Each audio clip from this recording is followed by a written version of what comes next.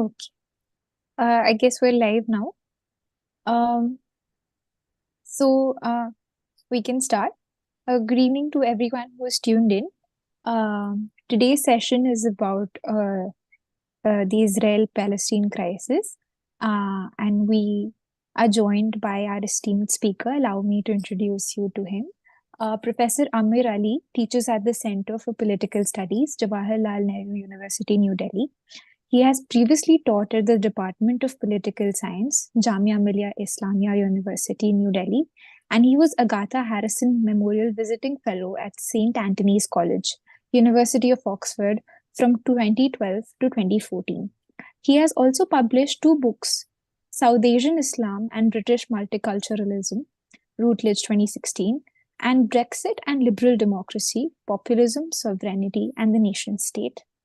His areas of teaching, research, and writing are political theory, multiculturalism, British politics, and political Islam, with a larger focus on global politics. A very warm welcome to you, sir. Thank you, dear. So, to start off with, today we'll be discussing three of your important works published in the EPW. Firstly, with reference to your EPW article, what do you believe distinguishes Israeli hyper-statehood?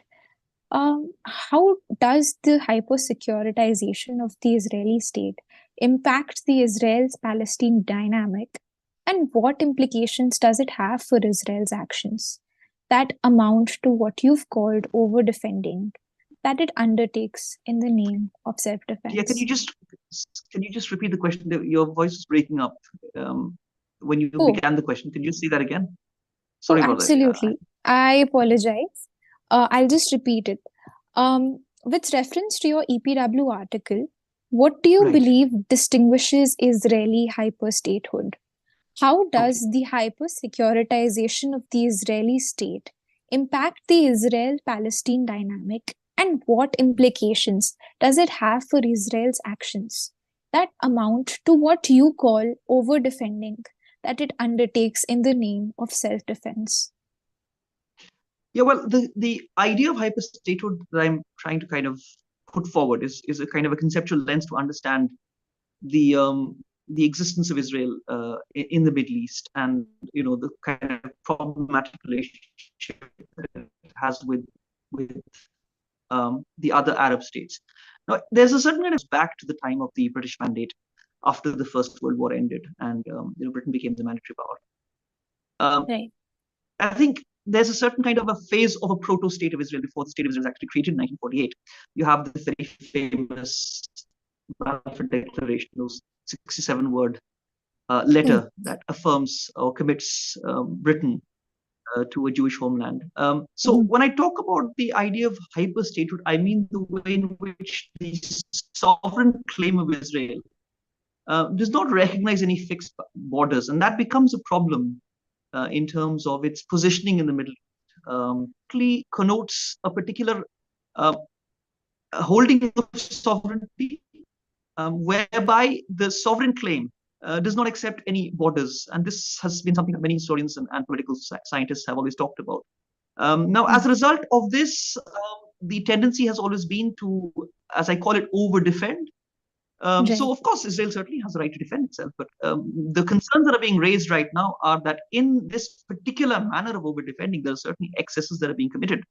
The various UN agencies are talking about it. In fact, there's a large section of world opinion that is of the view that this is clearly disproportionate, that what we are witnessing may actually amount to war crimes, genocide itself.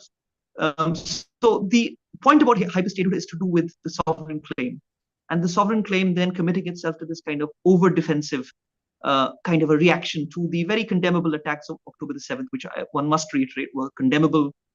This precipitated this immediate round of violence. But again, what worries one about the Western media portrayal is that it didn't just begin on October 7th. There is a very, very long back history to this whole thing. And I think the gross misrepresentation of it is to suggest, as many elements of the Western media are suggesting, that it all began on October 7th, that particular Hamas attack, which, as I keep reiterating, was entirely condemnable. And the reaction, as we see, I think over 11,000 people have been killed so far. Hospitals besieged. Now, this is clearly not acceptable, and many people across the world are saying that this has to stop. This is not self-defense in the way that it is usually understood as a legitimate right of a state to defend itself. And therefore, the point that I make about over-defending is linked to this particular conception of hyper-statehood, as I call it. Right.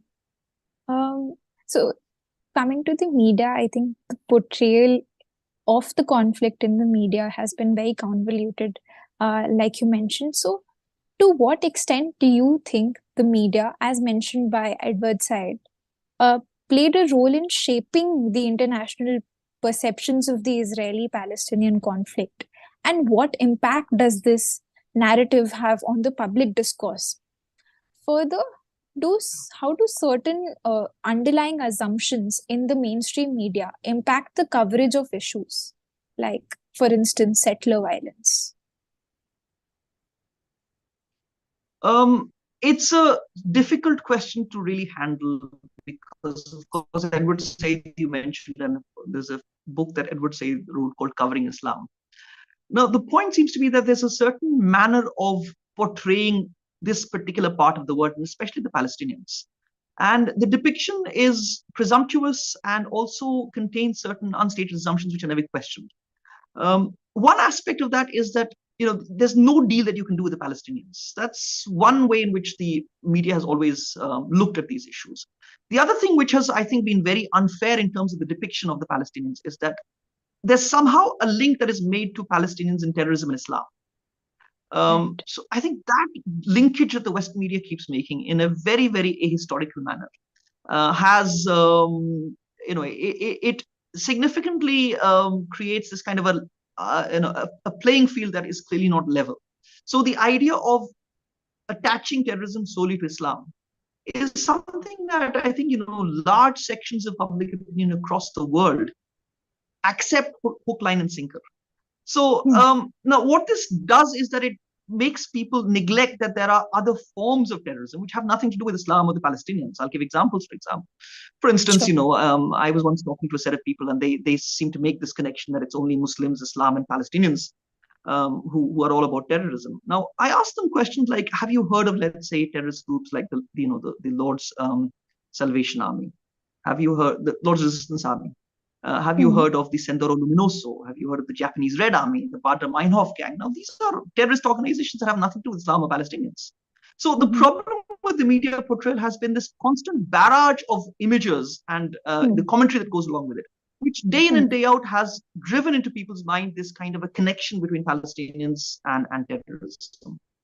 Right. Also, I think, especially with the war against terrorism that began 23 years ago, 2001, what has been driven into people's minds is that this is the biggest problem that the world faces. Clearly, terrorism is not the biggest problem that the world faces. It is one problem among many other problems, but it's not an existential problem in the way that it's portrayed by the media. In fact, somewhere I was reading that the statistical possibilities of dying in a terrorist attack are ridiculously low compared to the kind of disproportionate emphasis that the media has put on it. So what I would really urge people to do is to kind of watch especially the large section of the media, the West media certainly, with a huge pinch of salt, because this is not true. The manner of depiction is not true. Also, let me add, there's kind of this association with terrorism and Palestinians. You look at the history of Israel before its creation. Now, there are many terrorist groups like Irgun Zweil-Yumi, for example, the Haganah, the Stern Gang. These are also terrorist groups. And the state of Israel was created by a whole spate of terrorist attacks. So it's important to understand that if you look at states across the world, there's always been a proto-state phase whereby you find terrorist activities. Now, this is not unique to Palestinians. Again, this is to in no way justify terrorist violence. An explanation is not a justification. But the point that I'm really urging people to think about is that this kind of a complete congruence of terrorism and Palestinian Islam is just historically misinformed. It is very, very important for people to understand that this is a biased and a distorted depiction. And the way that the media portrays this is to kind of reinforce this idea, which I think people should not be accepting in the very uncritical way that most audiences seem to. Of course, global public opinion also is shifting as we speak right now. There are massive demonstrations across the world. people realize that Right. this is going on is clearly unjust. Yeah. Right. So your emphasis on the media portrayal is critically important because what we see is one thing, but it's also important for us to consider what is being left out very actively by the media, the facts that never actually reach the people across the world. Um, so the UN Secretary General also spoke about the historical context to the attacks on 7th October. And I quote him verbatim. He says, I have condemned unequivocally the horrifying and unprecedented 7th October attacks of terror by Hamas in Israel. Nothing can justify deliberate killing, injuring, and trapping of civilians or the launching of rockets against civilian targets. Why is it important to have a deeper understanding of historical events for a clearer analysis of the current crisis in Gaza?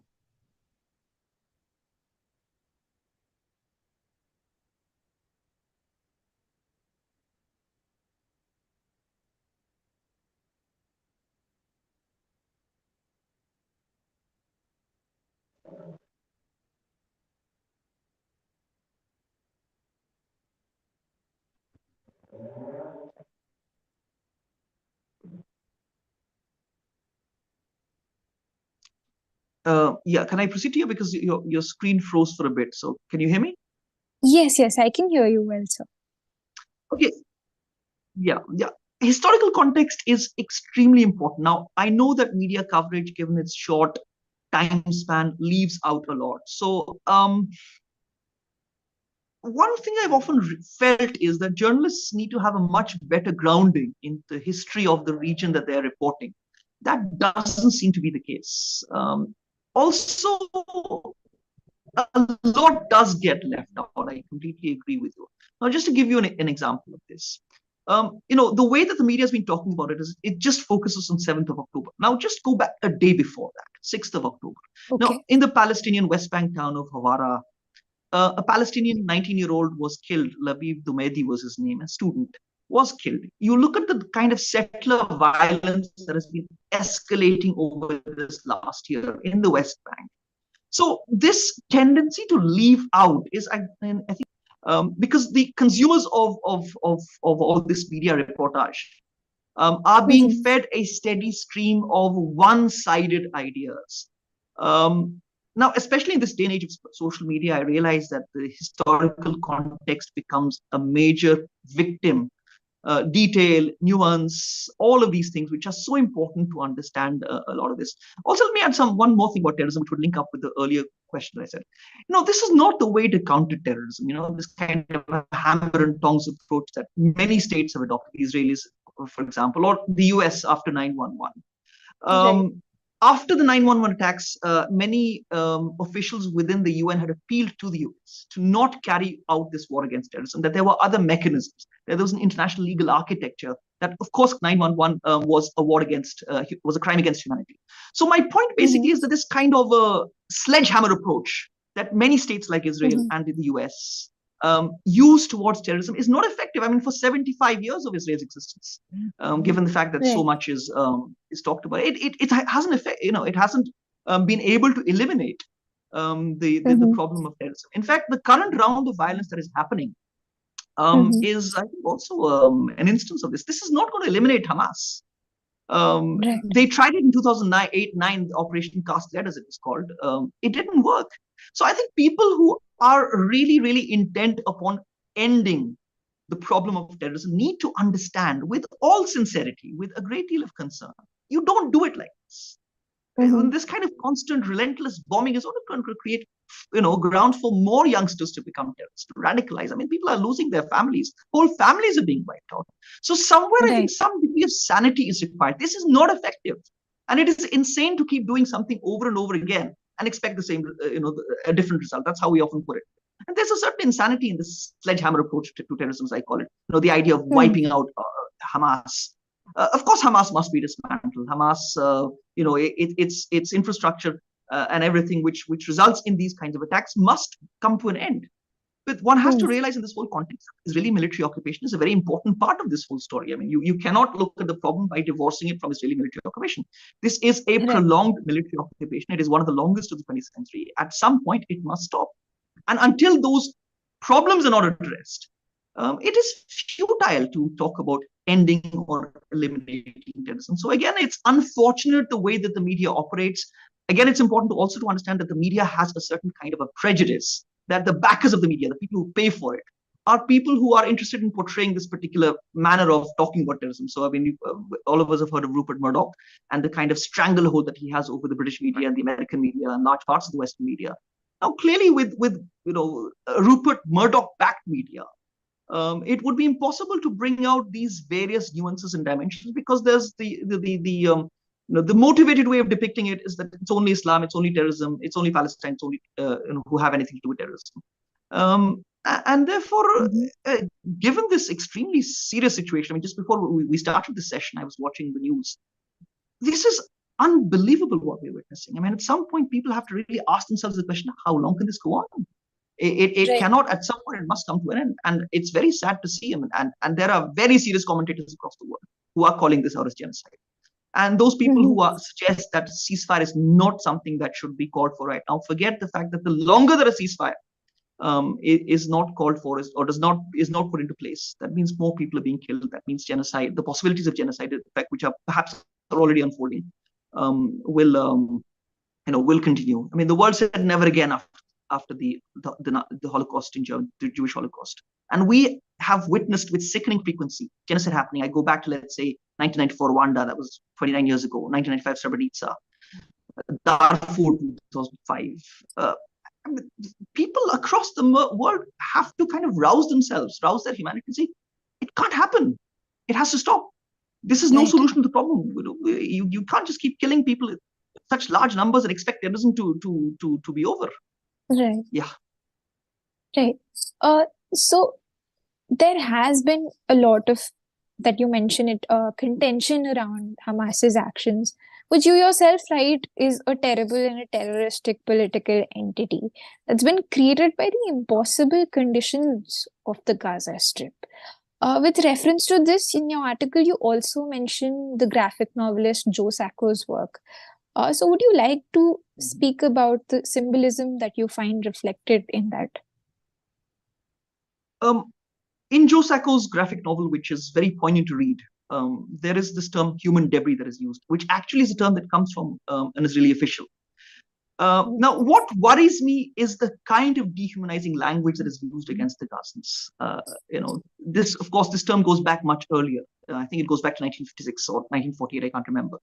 But in the recent round of violence, the way that very senior officials in the Israeli government have referred to Gazans as subhuman animals, the idea that Gaza has to be flattened, that it will only remain a city of tents, or Prime Minister Netanyahu's biblical reference to the Amaleks. Now, that clearly shows a very dangerous kind of an intent.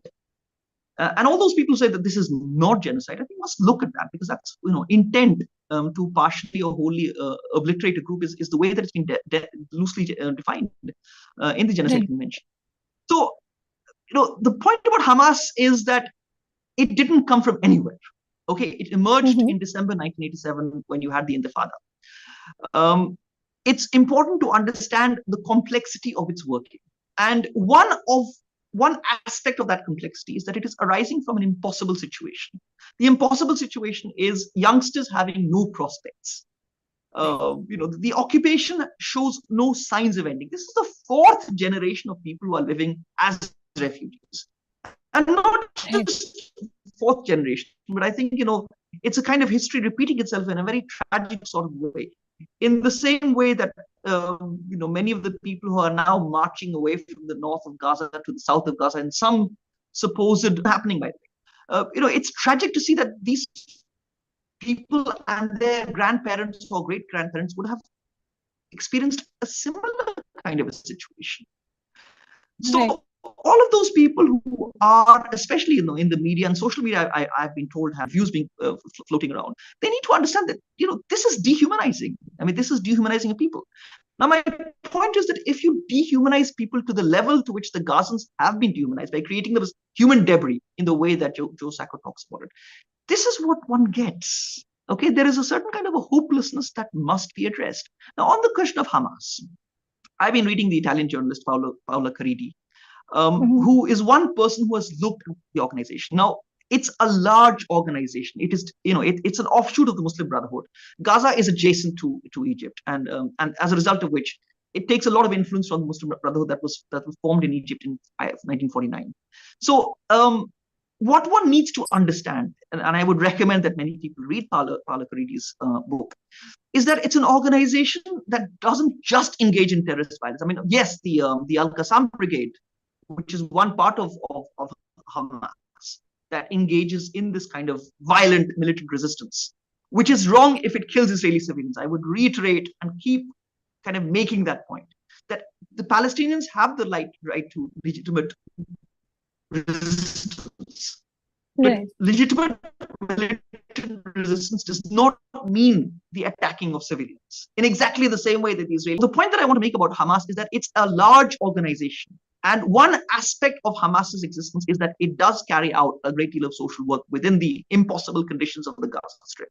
So when people talk about Hamas, they must understand that in order to counter the negative side of Hamas in terms of the violence that it has taken recourse to, it's important to understand what the organization is all about. I mean, this is just one book that I'm mentioning, and its conditions arise from the specificities and the complexities of the Gaza Strip adjacent to Israel. We all know that the occupied Palestine consists broadly of the Gaza Strip, the West Bank, and of course East Jerusalem. Now, the conditions of the Gaza Strip are very, very different. It's a very, very small stretch of land, very small. And you have 2.3 million people living there. 70% people, I'm told, are living in conditions of poverty. Unemployment rates are very high. There's a large number of young people. And quite often when young people have absolutely no recourse, nothing to do, no hope whatsoever, this is what happens. And therefore, again, I'm really appealing to people to understand that this kind of hammer and tongs, sledgehammer approach to terrorism just doesn't work. What is required is a completely different, sane approach, whereby an international legal architecture is created and adhered to, so that a crime like terrorism, which is a crime against humanity, can be taken up by this international legal architecture. But it's very unfortunate to see that the US, which upholds this kind of a plea for an international rules-based order when it comes to Ukraine, is the first country to shred this order when it comes to a country like Israel. I mean, it's very, very disturbing over the last 2 years to see these two completely different responses, which to my mind shows the hypocrisy at the heart of Western hegemony. Right. And do you think it's also that the international architecture has largely been reactive rather than proactive when it comes to solving conflicts like these, where all the attention has been paid on immediately what's happening instead of taking into view the larger context and the very nuanced layers at which these forces are operating? Well, clearly the international order, the international legal architecture doesn't work. I mean, I'll give you an example. Just within the last 3 decades, look at the number of genocides that have happened. I go back to 1994, Rwanda. Now, the people on the ground in Rwanda were sending messages upon messages to headquarters, wherever they happened to be, that there was something, that violence on a large scale was imminent. The world didn't listen. Now, the tragic part of the whole story, as far as genocide is concerned, is that the world just stands by and lets this happen. Now, clearly, that is an example of the world order, the legal architecture not working. The thing about genocide is, of course, it can't be predicted. It certainly can be discerned. Now, there are two aspects of discerning a genocide. One of them is when a set of people are dehumanized. If you go back to Rwanda, for example, 1994, the way that the Tutsis were massacred by the Hutu majority, okay, 850,000 people of the Tutsi ethnic group were killed in the span of roughly 3 to 4 months, right? So it began in April 1994 and it ended in July 1994. Now, the point was that look at the rhetoric, the way that the Tutsis were referred to by this radio station called Radio Miles Collines. They were referred to as the cockroaches who must be eliminated. Now, this kind of dehumanizing language is one of the first indicators of a set of people being targeted in this particular manner.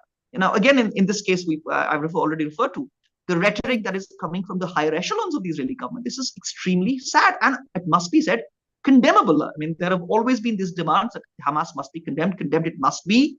But at the same time, people in the Western media especially must look at this particular rhetoric that is emerging, as I said, from the higher echelons of the Israeli government and realize the dangers implicit and inherent in this kind of dangerous language. A year after Rwanda, 1994, Srebrenica, the reason why 7,000 people could not be protected was because of a quibble over whether it was a safe zone or a safe area. And so the UN troops basically stood by and watched the slaughter and butchering of 7,000 people by Bosnian Serb forces. So clearly the international order isn't working. A point that I have made in my piece is that what the current situation shows, especially if you kind of juxtapose it with the Ukrainian crisis, is that the world is crying out for a new international order, a new world order. Now, this new world order must necessarily consist of human rights at its center. It is very important to put human rights at the center. At the same time, democracy, which President Biden talks about so much.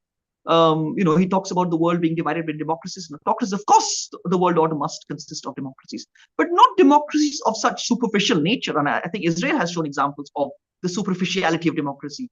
The fact that Human Rights Watch has called it and Amnesty International have called, both organizations have called it an apartheid state.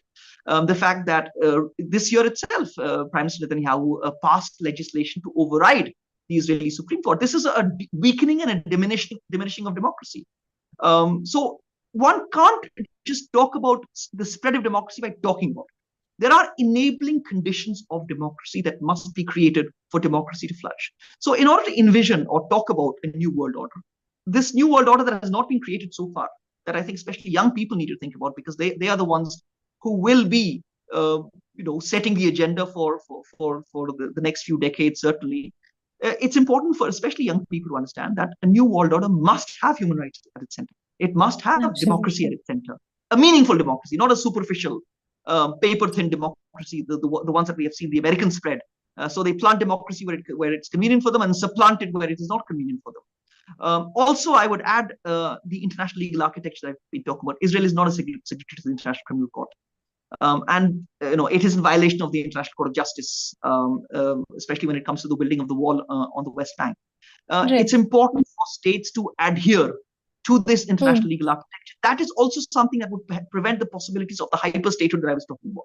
The countries submitting to the imperatives of an international legal architecture would thereby be able to prevent the possibility of its statehood advancing to the level of a hyper-statehood, which I consider to be dangerous, not just for itself, but for its most vulnerable, because it weaponizes its sovereignty against its own most vulnerable.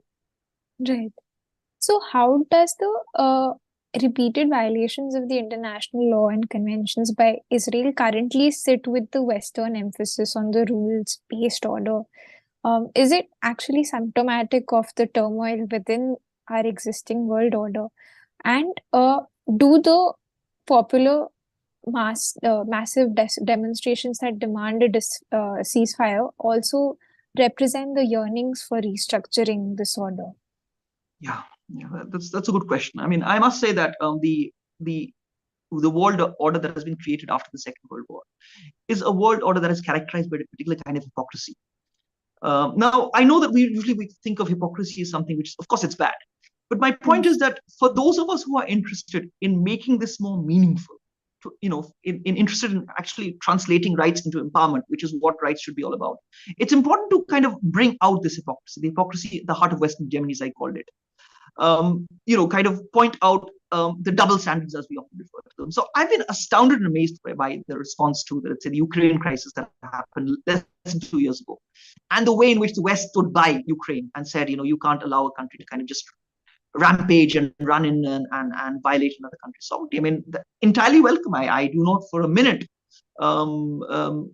endorse any of the actions that President Putin has committed in Ukraine. But what worries me is the way in which the West has hypocritically not done the same thing when it comes to this situation.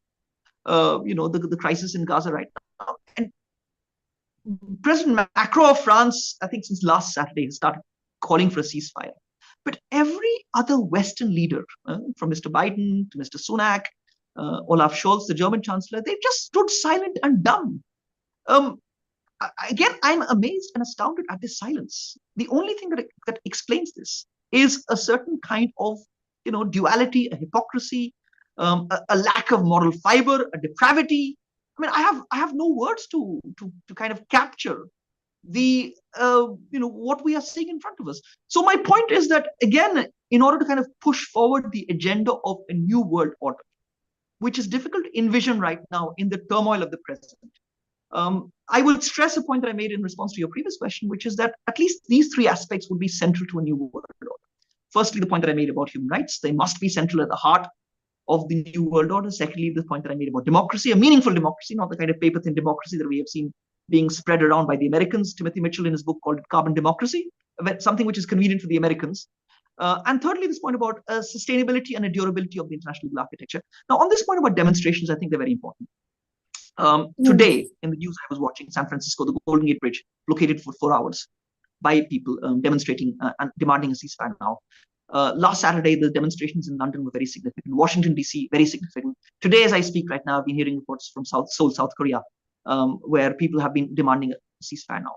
Now, the point that I want to make about these demonstrations is that they clearly show the dissonance between governments and the people. The governments are just obstructionist and obstinate. They are just not willing to listen to the urgency of these demands. Now, why am I saying this so much? I'm saying this because every single day that a ceasefire is postponed, that means more Gazans being killed. This is simply unacceptable. There is a certain urgency.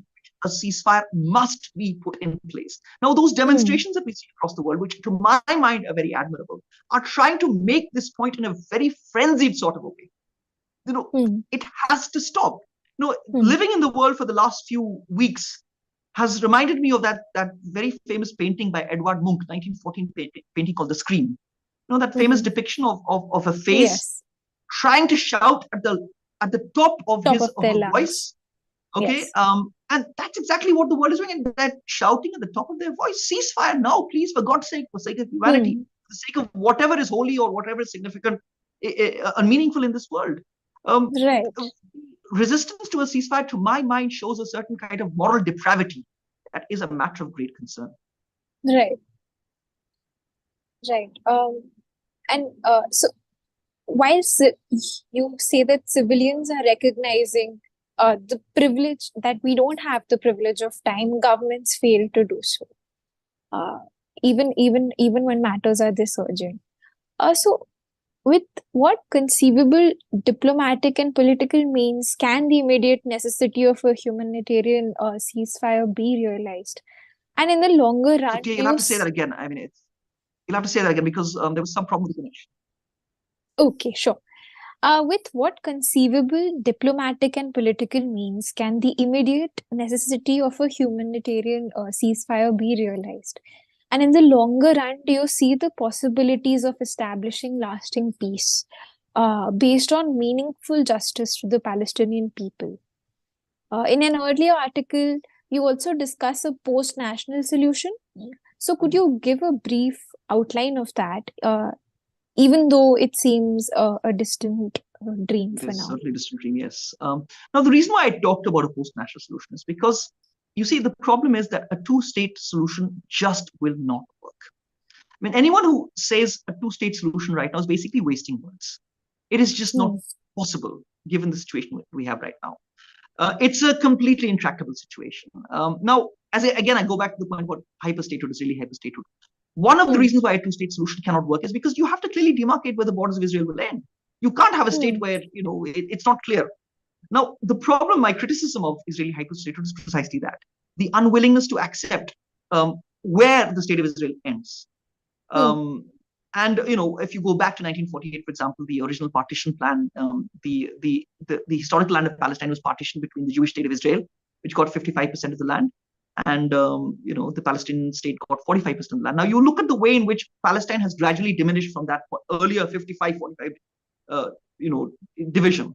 So there is a kind of a constant diminishing of the Palestinian component, which, to my mind, constitutes a great injustice. So the reason why I'm saying that, as of now, as we speak right now in the year 2023, anyone talking about a two-state solution is basically uttering something that doesn't mean anything at all.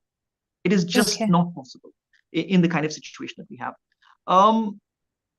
The reason why I talked about a post-national solution is because in many ways, I think the problems that we are witnessing in the world, I mean, the reason I was talking about a new world order, is to do with the very configuration of the category of the nation state itself.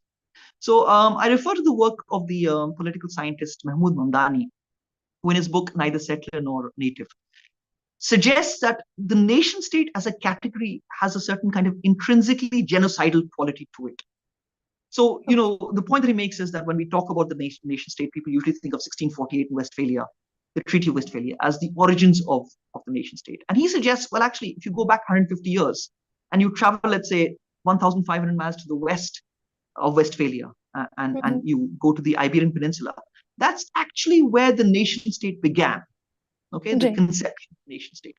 And he traces it to the year 1492 when the Moorish Empire, the Moors, the Arab rulers, the North African rulers were defeated by Ferdinand of Aragon and Isabella of Castile. And Mamdani's point is that actually is the origin of the nation state.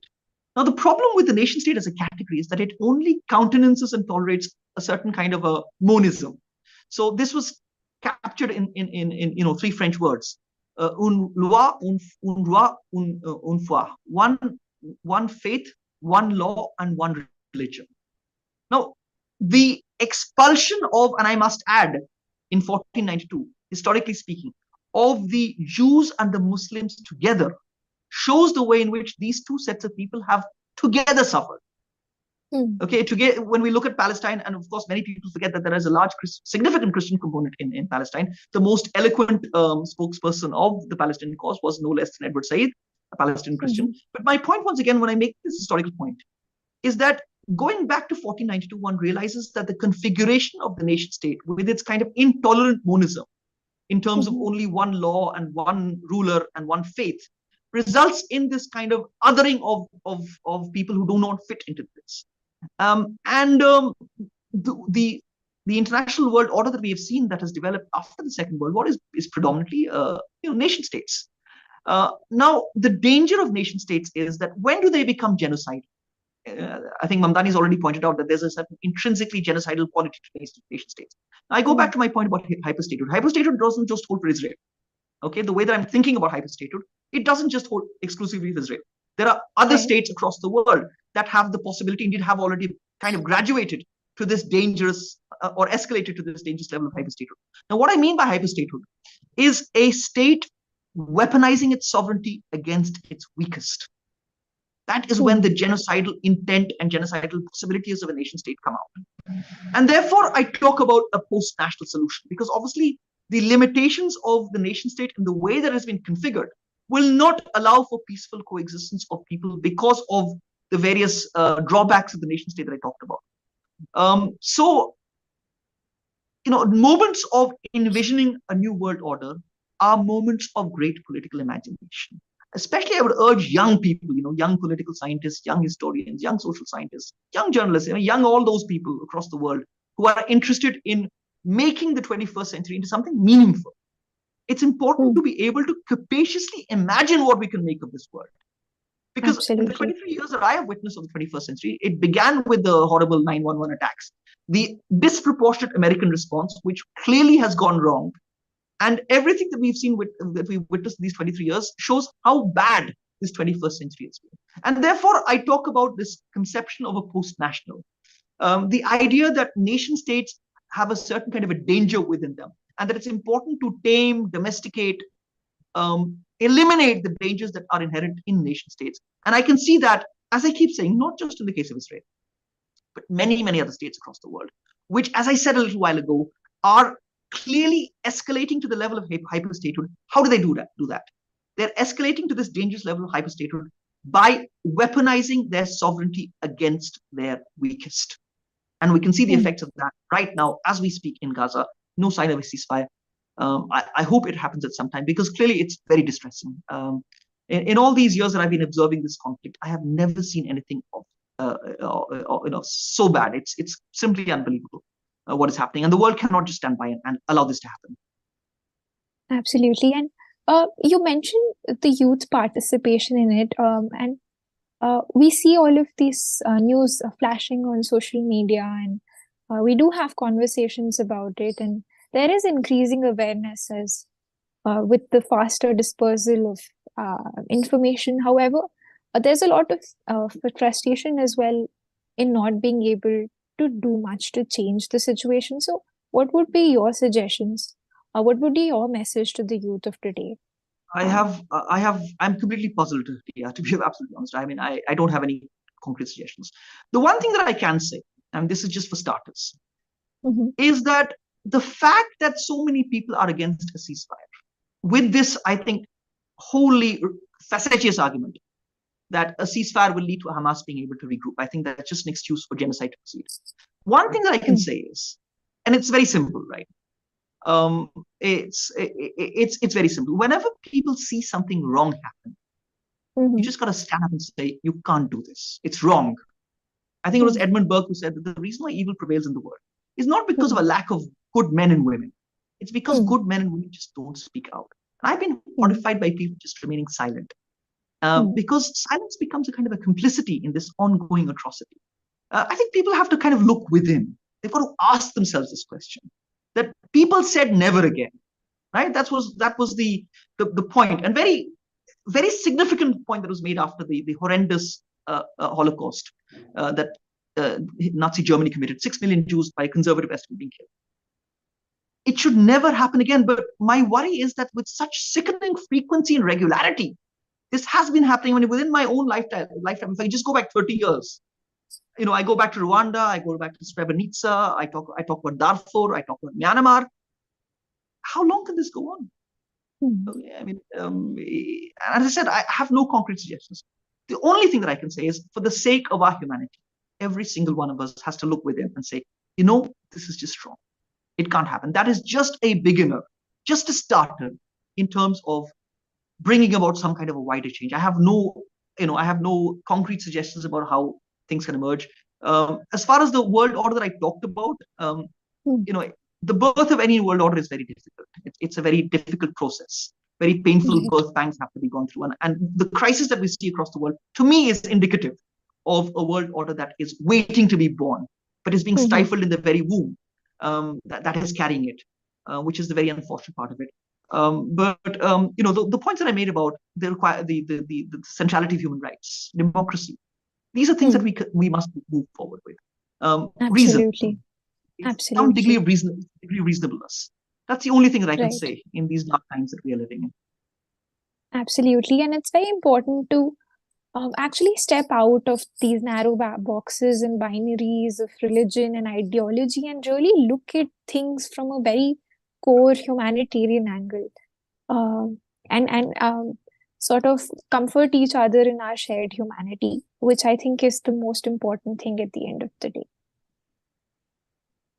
These sound like big words, but I think that's the only thing I can think about. Let me just also add one more point, and which is that I've often been worried by the recrudescence of nationalism, and I think it's when at one point of time nationalism was a great force when it resulted in the decolonizing of parts of the world that were colonized by European powers. I think there's a certain narrowness of nationalism. There's a certain kind of pervasiveness and perverseness of nationalism, which prevents people from seeing the humanity of the other. And that's where the element of dehumanizing the other comes from.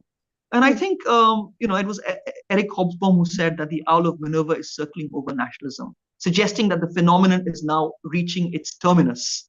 So it served humanity in perhaps positively in some sorts of ways. But in the point about the post-national that I was talking about, I think nationalism certainly, in its extreme forms, in its recrudescence, in its ultra-nationalist forms, is something that dehumanizes the other.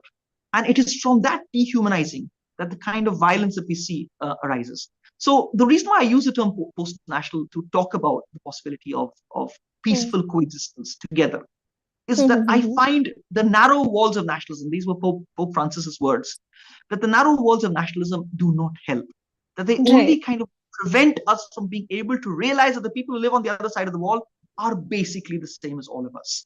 I'll never forget my first visit to a concentration camp, Buchenwald. And when we were led inside this very, very, it's very dark to enter a concentration camp. So we were shown a plaque which had the names of all the countries of people who've been killed. India was there as well. I was very touched to see India, and of course many other countries that where citizens of those countries have been taken there and killed. So the plaque was kept at a constant temperature of 36 degrees Celsius, human body temperature. We're all the same. Now, this sounds like a big word, but I think in crises like this, affirming the fundamental similarity of our humanity is very, very important. And what nationalism in its perverse forms does is it prevents us from being able to do that because of these narrow walls that it builds up. And therefore, to use that particular phrase of Pope Francis's, the narrow walls of nationalism are simply not helping at this particular moment as we speak. Right, and it's not even practically possible to stick to our narrow identities of nationalism, because if you can see, most of the problems of the 21st centuries are problems without passports. Be it climate change, be it terrorism, we can only face these together as a whole, not in parts, not in boxes. Well, I'm glad you mentioned climate change, because this is the big crisis that's going to affect everyone. Okay, the kind of mass migrations that we are likely to witness in the next few years and decades will completely obliterate these boundaries of nation states that we see. They have no chance in front of, I mean, Europe cannot be kept as this kind of a fortress that excludes so many people. There will be certain parts of the world that will become simply unlivable. The kind of mass migrations that we are about to witness will be of biblical proportions. And the thing is that the problems that we are up against are problems that nationalism cannot solve. It cannot solve the climate crisis. It cannot solve, let's say, pandemics of the kind that we've just seen, which might be over, but you never know. There's perhaps another pandemic around the corner. This is not going to be the last pandemic that humanity has witnessed. Now, again, I'm trying to, whenever I talk to my students, I urge them to think about the dissonance between the solutions that nationalism offers and the problems that the world is confronted with, climate change being one of them. And clearly, nationalism has no answers to these big problems that we're witnessing. And what we see in to go back to the Gaza situation, is an ultra-nationalist response to the situation that we see. Hamas is an example of Palestinian nationalism. Again, there's a certain insularity in Hamas's response. Hamas is an offshoot, as I said a little while ago, of the Muslim Brotherhood, and it is a very unique instance of a form of political Islam which accepts or carries with it as a vector a particular kind of Palestinian nationalism. My point is that this is not helping; it's not solving problems. And if something is not solving problems, as I said a while ago, to keep doing the same thing over and over again and expect a different result has been termed as insanity. And we've got to stop it at one point. It can't go on. Absolutely. With that, I think we can call it a wrap to this session. Thank you so much, Professor Ali, to have laid out things so barely and so rawly for all of us to really understand things from a nuanced perspective. At this point, I'd like to thank the audience for tuning in patiently, and also request them to subscribe to EPW and support us on social media. Thank you once again very much, Professor, for your for sharing your opinion. My pleasure.